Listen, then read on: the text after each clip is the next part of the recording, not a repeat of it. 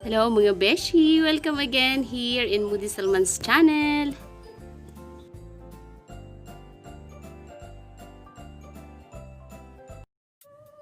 And our video for today is about hair rebonding using Opti Straight Conditioning Straightening System from Matrix.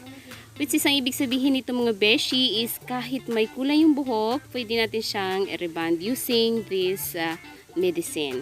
So, let's start na mga beshi! Kung nakikita niyo mga beshi, ayan, binublower ko na siya. Pero before that, kailangan muna natin i-shampoo yung hair, 100% na malinis. So, ayan.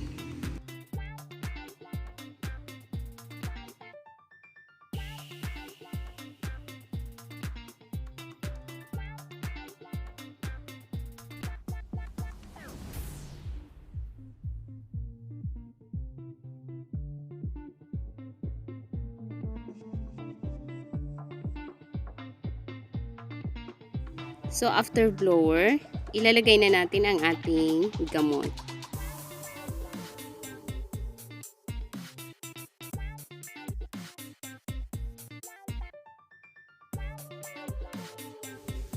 So, of course, mga beshi, bago natin simulan, kailangan natin magsuot muna ng gloves para safe ang ating mga kamay kasi matapang itong gamot na ito.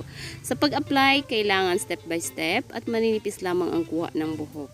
Okay?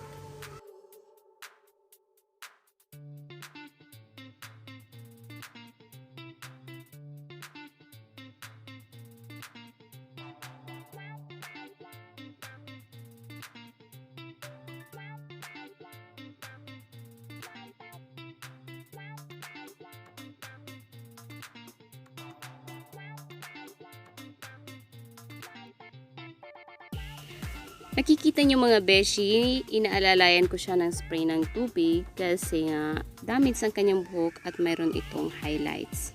So, kailangan natin mag-ingat.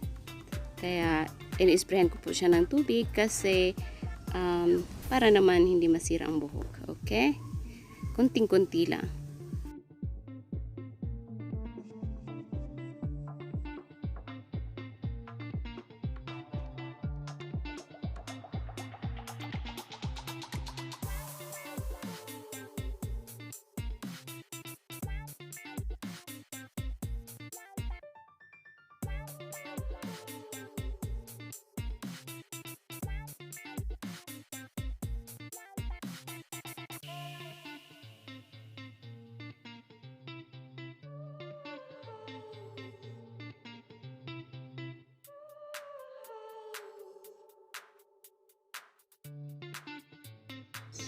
So, dahil nga mga beshi color treated ang kanyang buhok, so, ang babad lang ng gamot is 10 to 25 minutes. Ang normal is 15 to 30 minutes at ang resistant naman is 20 to 35 minutes. So, dahil color treated nga, 10 to 25 minutes lamang siya mga beshi. So, i-blower na natin siya before natin siya i-plancha.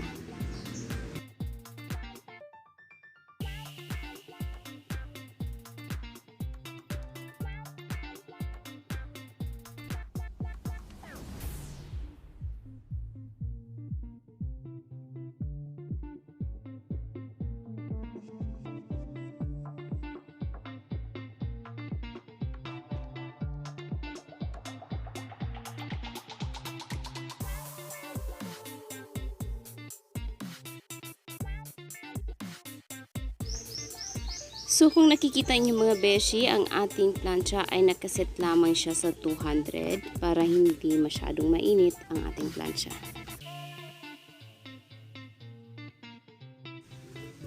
Sa pagplancha mga beshi, 2 to 3 times natin siyang iplansa or hanggang sa maging shiny na ang kanyang buhok. Repeat the process hanggang sa matapos ang lahat ng kanyang buhok. Okay?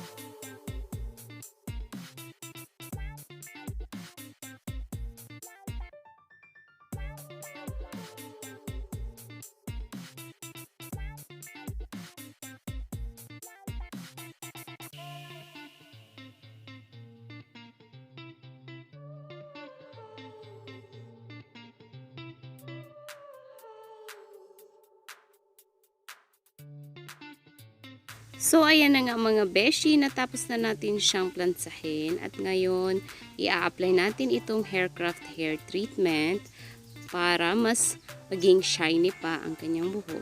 So, by the way mga beshi, dapat mayroon itong neutralizer. So, hindi available sa SBC. So, okay lang naman yun kahit walang neutralizer kasi straight naman ang kanyang hair.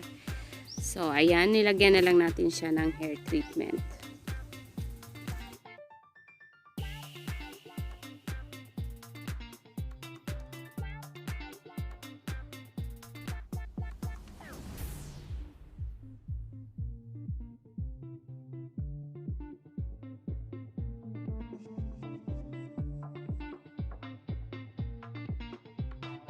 Kung mapapansin nyo mga beshi, ay nag-i-spray pa rin ako ng tubig para hindi magtanggal ang kanyang hair at hindi masira ang ating rebonding. So, ayan.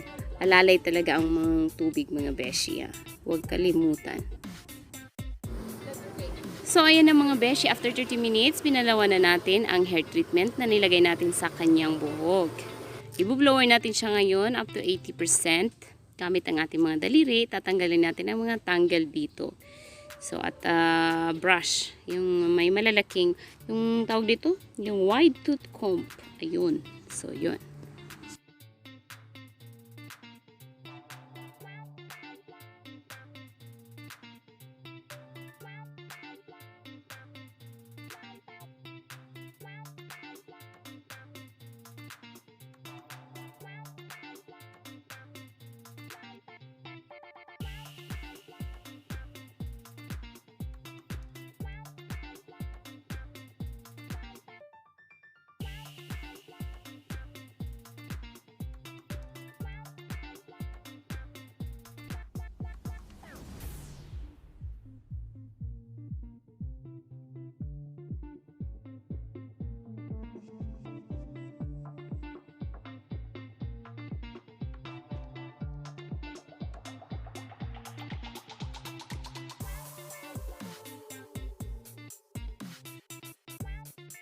Actually mga beshi, pwede naman siyang hindi na ipa-plancha. Pero kasi ako gusto kong mas magandang tingnan yung hair.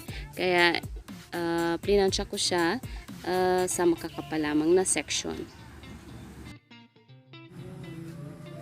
So ayan na. Ayan na siya mga beshi. O diba, ang ganda ng resulta niya.